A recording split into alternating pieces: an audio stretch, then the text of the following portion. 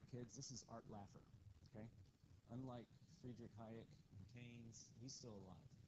Anyway, in the late 1970s, when Ronald Reagan was gearing up his run for president, Arthur Laffer, was his economic advisor. And he basically wants to tell you his story. Okay, during the 1970s, the economy suffered from stagflation. If we remember stagflation, that is inflation combined with a recession. So you have a stagnant economy with higher prices. That's how we end up with the contraction stagflation. Anyway, the cause was a shift of the aggregate supply curve to the left.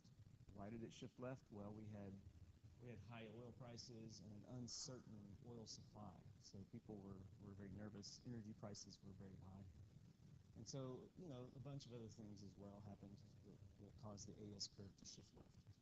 So at this time, Keynesian economists said, hey, we just need to increase government spending. But what that does is it created even higher prices. And so it didn't really fix the inflation problem. So that's where this guy comes in. He advocated what we now call supply-side fiscal policy. And it basically just is policy that's designed not to increase the aggregate demand curve, but to increase the aggregate supply curve. Okay? In other words, it was a policy that would help businesses produce more. And increases in supply will decrease prices. Okay? All right, so the stagflation problem. Let's draw this out so we'll know kind of what we're talking about. Okay? We've got the graph of our economy. Here's your aggregate supply curve. Here's your aggregate demand curve. Real GDP on our x-axis. Price level on our y-axis.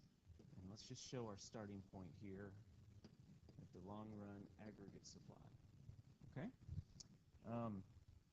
So let's see, we're at y star and a nice healthy price level 1. All right, now what happens? Well, let's just make it simple. Oil prices go way, way up, okay? When that happens, it's a resource that goes into production. It's a very important resource, all energy, okay? AS curve shifts to the left. That gives us our new equilibrium over here. So at our new equilibrium, we have higher price level, and we have less output. I'll call that the recessionary level of output. Okay? Now, the Keynesians suggested that we increase government spending, and what that would do is it would shift the AD curve like so. Now that would bring us back to full employment, possibly. But the problem there is that it also created a whole lot more inflation, and that can be a big problem. So it's not necessarily good. There, just erase that as best I could. Okay, so the idea here is then we're going to have to do something that will shift the AS curve to the right. Okay? So let's see. That brings us to the Laffer curve. Okay? Let me draw this out real quick. Okay. So the Laffer curve, we're going to put, I guess I'll put tax revenue. No, I'll put tax rate on this axis. It doesn't really matter. And you can have tax rates from 0% up to 100%. Okay? And over here, we're going to have tax revenue. So this is just a graph demonstrating how different tax rates might affect the amount of money that the government takes in. So let's demonstrate first. Okay? First question, if the tax rate is 0% of our income, okay, that means, so the tax rate is here, that means that the government will receive 0 in revenue. Makes sense, right? What if we raise taxes a little bit? Okay, so we increase the tax rate, bring it up, let's say we bring it up to, say, 20%. Okay, doesn't it stand to reason that the revenue would increase? So we'd have more revenue then, right? if the government increases taxes, they should get more revenue. So maybe we end up with something like this, okay, whatever that is. And if you keep raising taxes, what's going to happen to the revenue? It's going to keep going up, right? Until you hit a certain point, okay? So let's say we bring them up to here, all right? If you continue raising taxes, you're going to create a point where there's less incentive to work because the government's going to be receiving all of the income, okay?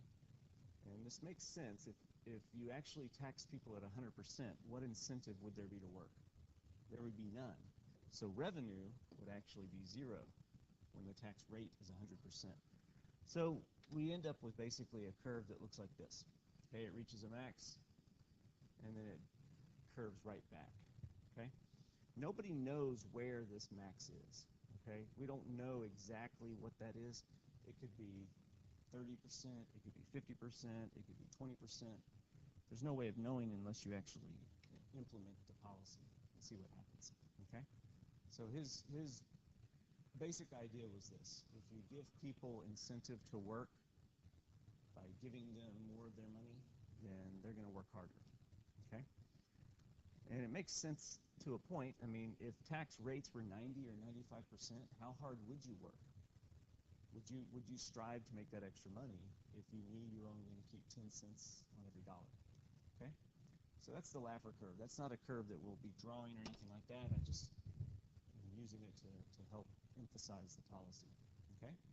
So, the fix. We're going to focus on the aggregate supply curve. So let's go back. Let's draw our stagflation again. Okay. The short-run aggregate supply curve. You got the short-run aggregate demand curve, which there's only a short one. I don't know why I said that. And we got that, and you've got your long-run aggregate supply curve. Okay. I think we got it all. Now, we showed earlier that we were in a recession caused by low aggregate supply. Okay? So we have a super high price level, call it price level at inflation, and our output at recession, no bueno. We want to get to here. Okay? How do we get there? Now, here's what he did. Now, a lot of the policy actually was designed to increase aggregate demand as well, but you'll see that was sort of necessary, okay? So there was an emphasis on personal income tax cuts, okay? The thing with those is, yes, you're going to increase consumption, but we're also going to increase savings. Savings is important because when we increase our savings, that puts money out there that's available for people to borrow and then make investments, okay? So it increases those loanable funds, which are used for investment, okay? Yep. So basically, to do this, tax rates went from 50% down to 28%. Okay, there was at every income bracket, tax rates were lowered. Okay, this actually did increase revenue to the government. Okay. Next, corporate tax cuts. Corporate income taxes were cut so that those corporations, businesses, would then have money that they could use to purchase new capital and invest in new technologies. Okay?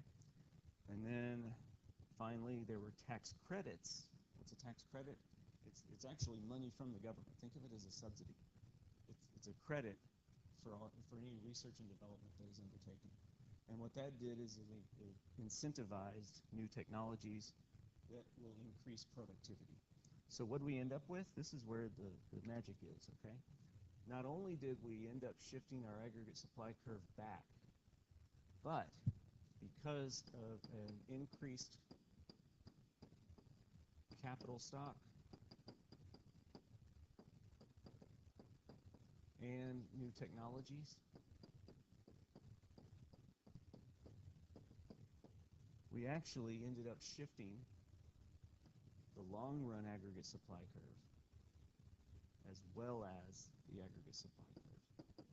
So we ended up with a booming economy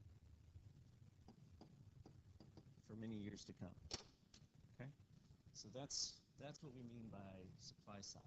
Now, you'll see stuff like this. Probably not a big, drawn-out free response type question, but you'll see multiple choice questions that deal with the supply side. Okay, so just wanted to point out.